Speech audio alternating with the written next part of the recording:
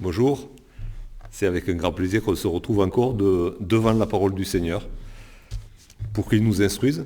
Et donc aujourd'hui on se retrouve encore une fois dans le chapitre 10 de l'évangile de Jean. On poursuit dans l'évangile de Jean.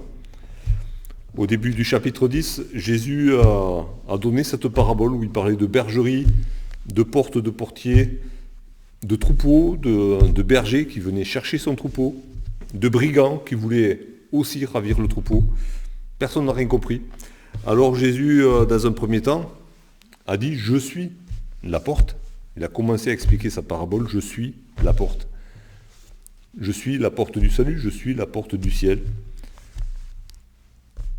Ensuite, il a dit « Je suis le bon berger », en opposition aux brigands, en opposition aux mercenaire, à l'employé qui n'est pas le bon berger, qui n'appartiennent pas les brebis. Je suis le bon berger en opposition aux mauvais bergers qui se sont servis sur le troupeau. Moi, je suis le bon berger qui donne sa vie pour ses brebis, afin que ces brebis aient la vie en abondance. Avant de poursuivre, je voulais juste relever le mot vie. Il y a en grec deux mots qui sont traduits ici par vie. À chaque fois que Jésus parle de la vie qu'il veut donner à ses brebis, de la vie qu'il veut donner à son troupeau, la vraie vie, la vie éternelle qu'il veut donner. C'est en grec le mot zoé qui est là, et qui, entre autres significations, veut dire vraiment la vie éternelle, la vie de Dieu, la vie selon Dieu. Et quand Jésus dit « je donne ma vie », il s'agit là de la vie physique. Il ne s'agit pas de la vie éternelle. Il s'agit de la vie physique. Une manière pour nous de bien comprendre que, contrairement à ce que beaucoup ont prétendu, Jésus avait une vraie vie physique. Ce n'était pas un esprit avec une espèce d'hologramme autour de l'esprit qui faisait... non, c'était une vraie vie physique. Les disciples ont pu le toucher, ont pu être avec lui, ont pu l'entendre, le voir réellement. Il avait une vraie vie physique. Et c'est cette vie physique qu'il se propose de donner. C'est cette vie qu'il va donner sur la croix, cette vie qui va le quitter, puisque son décès est constaté par le centurion au pied de la croix. Il est mort, il a donné sa vie physique. Et donc je vous propose de lire à partir du verset 17 jusqu'au verset 21. « Le Père m'aime parce que je donne ma vie afin de la reprendre. Personne ne me l'ôte, mais je la donne de moi-même. J'ai le pouvoir de la donner et j'ai le pouvoir de la reprendre. Tel est l'ordre que j'ai reçu de mon Père. » Il y eut de nouveau, à cause de ces paroles, division parmi les Juifs. Plusieurs d'entre eux disaient « Il a un démon, il est fou, pourquoi l'écoutez-vous » D'autres disaient « Ce ne sont pas les paroles d'un démoniaque. Un démoniaque peut-il ouvrir les yeux des aveugles ?»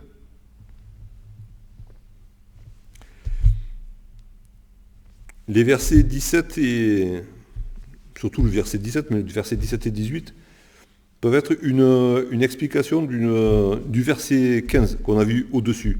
Le verset 15, au verset 15, Jésus disait, bon, on peut lire à partir du verset 14, « Je connais mes brebis, et elles me connaissent, comme le Père me connaît, et comme je connais le Père. » Et du coup, Jésus, fort de cette connaissance qu'il a du Père, et du fait qu'il sait que le Père le connaît, il dit au verset 17, « Le Père m'aime, parce que je donne ma vie afin de la reprendre. » Le Père m'aime. De quel droit est-ce que Jésus peut dire « Le Père m'aime » ? Comment sait-il que le Père l'aime ? Alors oui, il y a cette voix qui s'est fait entendre à plusieurs reprises. « Celui-ci est mon fils bien-aimé ». en qui j'ai trouvé tout mon plaisir? Alors oui, mon fils bien-aimé, Jésus a retenu ces paroles du Père qui se sont fait entendre. Et il peut dire, le Père m'aime. Est-ce que nous, quand nous entendons la parole de Dieu, nous retenons ces déclarations de Dieu, cette déclaration d'amour du Père? Le Père m'aime, car Dieu a tant aimé le monde.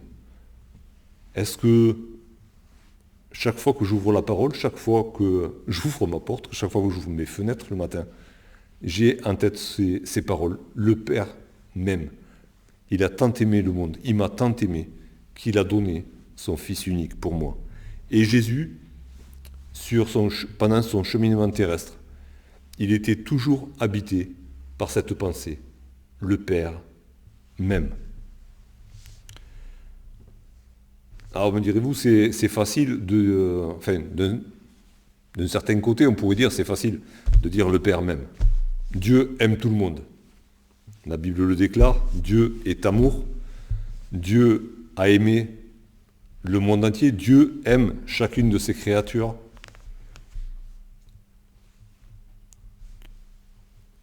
Comment être sûr que le Père m'aime moi en particulier?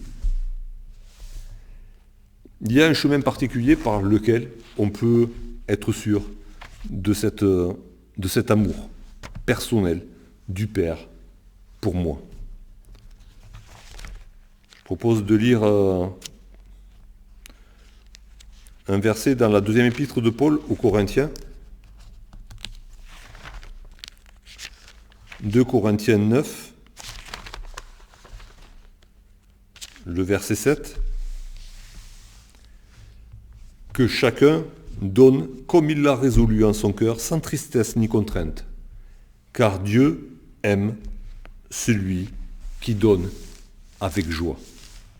Dieu aime le monde entier. Dieu aime toutes ses créatures. Dieu aime ceux qui se confient en lui, ceux qui croient en lui.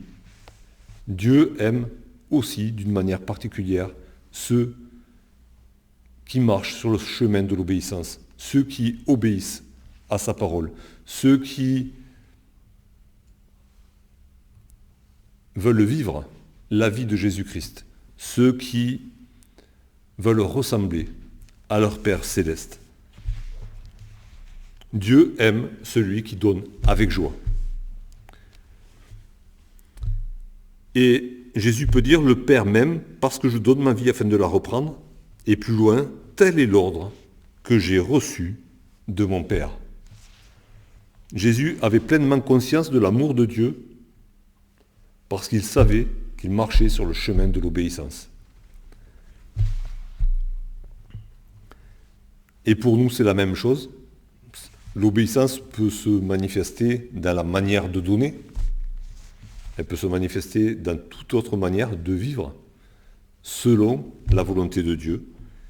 Et quand on est sur ce chemin de l'obéissance, on peut dire, comme Jésus, le Père m'aime, parce que j'accomplis sa volonté. Non pas que j'ai la force d'accomplir sa volonté, mais par Jésus-Christ, par le Saint-Esprit qui m'a donné, par la parole qui m'exhorte et qui m'enseigne, je peux faire sa volonté.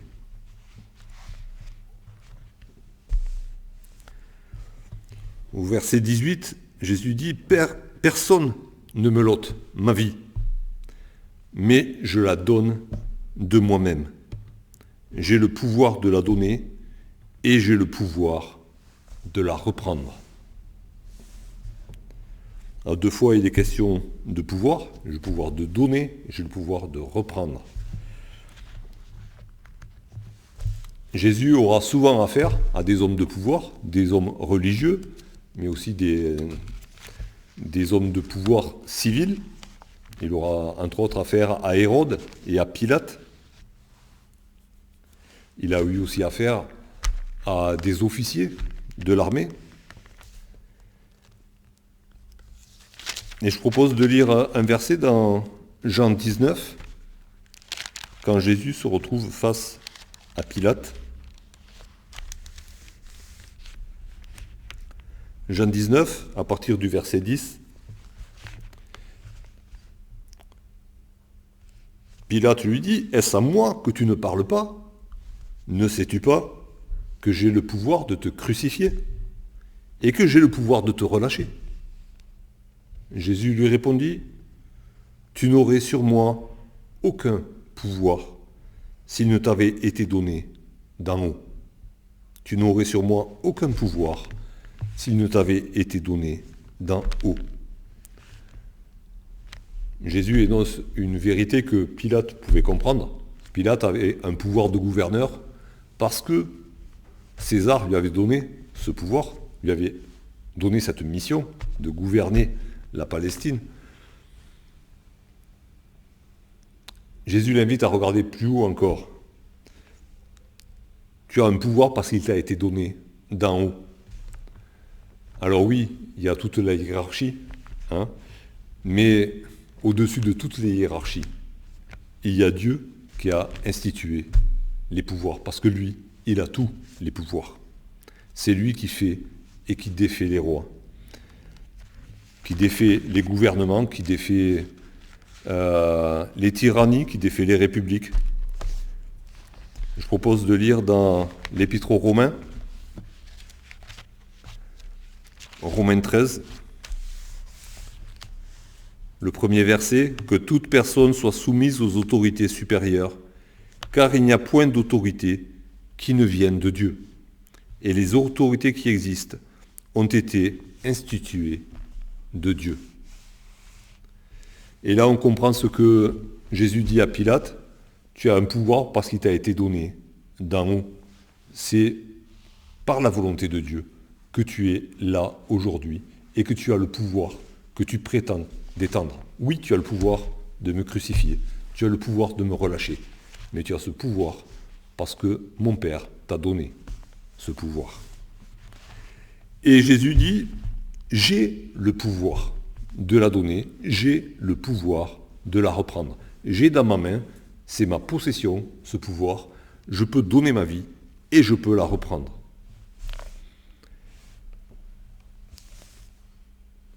C'est quoi le pouvoir dans ce cas précis? Le pouvoir, c'est la liberté de faire ce qui me plaît. S'il me plaît de donner ma vie, je la donne. S'il me plaît de la reprendre, je la reprends. Je fais ce qui me plaît.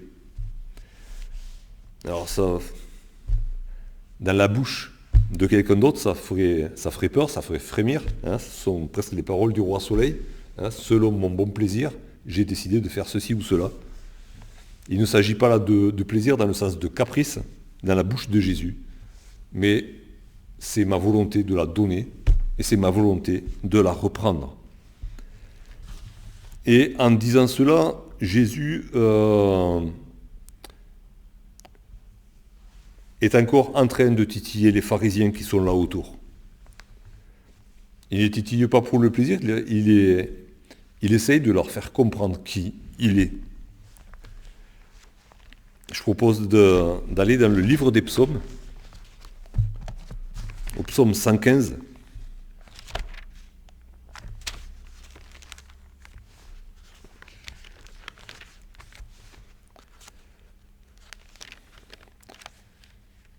Psaume 115, le verset 3. Notre Dieu est au ciel. Il fait tout ce qu'il veut. Notre Dieu est au ciel. Il fait tout ce qu'il veut. Et Jésus est en train de dire quelque chose qu'aucun homme ne peut faire, que seul quelqu'un qui a un pouvoir divin peut faire, que seul Dieu peut faire. J'ai le pouvoir, selon mon bon plaisir, de donner ma vie. Et j'ai le pouvoir de la reprendre. Jésus est en train de dire à tous ceux qui l'entourent, je suis comme Dieu, je suis Dieu. J'ai le pouvoir de donner ma vie, j'ai le pouvoir de la reprendre. J'ai la liberté de faire ce qui me plaît. Sauf que le verset se termine en disant, tel est l'ordre que j'ai reçu de mon Père. Et là, Jésus est en train de définir ce qu'est la liberté. La vraie liberté de l'homme qui se confie en Dieu, de l'homme qui marche selon la parole de Dieu. J'ai la liberté d'exécuter les ordres que Dieu m'a donnés. Rien ne m'empêche d'exécuter les ordres que Dieu m'a donnés. J'ai le pouvoir de faire pleinement la volonté de mon Dieu.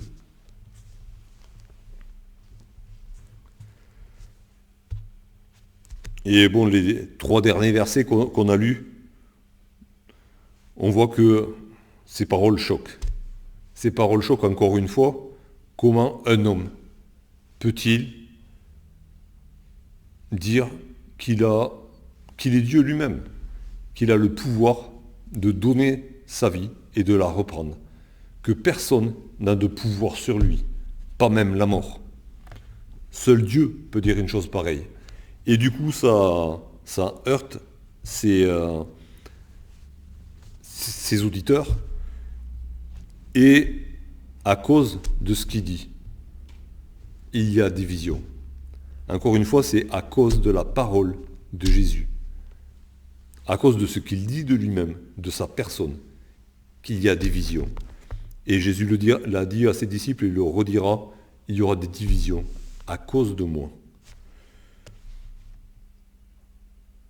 Et donc on retrouve les mêmes 2 camps qu'on avait vus dans le chapitre 9.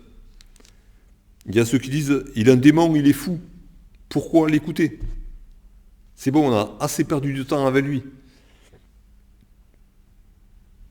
Et d'autres qui, face à ce que disent leurs voisins, disent « mais attendez, on ne comprend pas forcément tout ce qu'il dit. D'accord, mais il n'a pas un démon, il n'est pas démoniaque. Parce que nous savons que Dieu n'exauce pas les démons. Et lui, il a ouvert les yeux d'un aveugle. » Ce sont les mêmes groupes qu'on retrouve au chapitre 9. Ceux qui, de toute manière, ne veulent pas écouter Jésus. Et du moment qu'ils ne comprennent pas ce qu'il dit, que ça heurte leur compréhension humaine, leur logique terrestre, ils n'en veulent pas. Et ceux qui se laissent interpeller. Ceux qui se laissent interpeller parce que non seulement Jésus parle, mais Jésus agit selon sa parole. Et même les yeux d'un aveugle obéissent à sa parole. Quand il dit à l'aveugle voit, l'aveugle voit.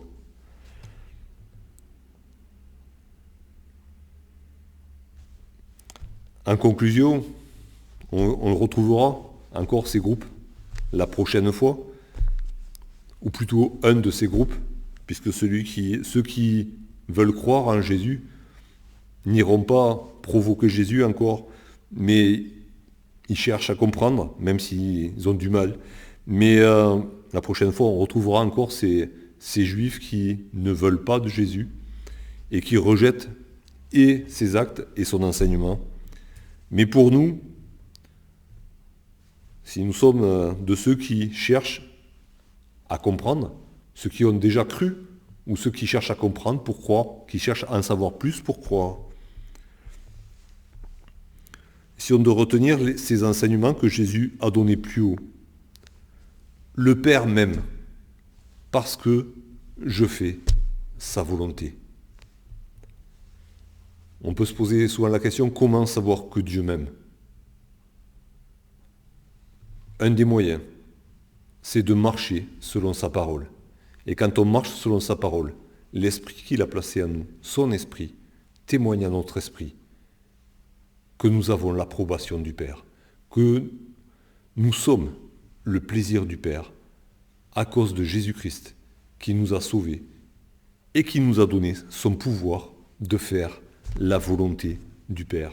Parce que si Jésus avait tout pouvoir, et Jésus ressuscité l'a dit à ses disciples, tout pouvoir m'a été donné dans le ciel et sur la terre. Tout pouvoir. Allez et faites de toute nation mes disciples. Tout pouvoir m'a été donné dans le ciel et sur la terre. Et Jésus a dit aussi à ses disciples, je vous ai donné le pouvoir de marcher sur toute la puissance de l'ennemi.